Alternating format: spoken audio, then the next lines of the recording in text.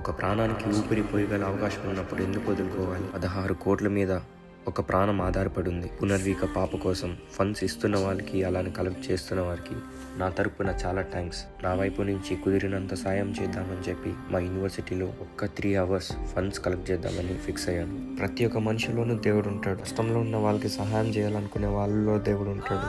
ఎటువాని ఆకలి చూసి అన్నం పెట్టే వాళ్ళలో దేవుడు ఉంటాడు. ఇప్పుడు దేవుడిని ఎక్కడెక్కడో వెతకండి. మీలోనే ఒక దేవుడు ఉండాలి. ఇది ఒక ఛాన్స్. మీరు దేవుడని ప్రూవ్ చేసుకోండి.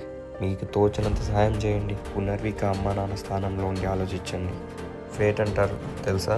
ఆ ఫేట్ ఎప్పుడూ ఒక్కటేలాగా ఉండదు ఎవరికి. నాకు తెలుసు ప్రతి ఒక్కడు సాయం చేస్తాడు, మన పునర్వికని బతికిస్తాడు.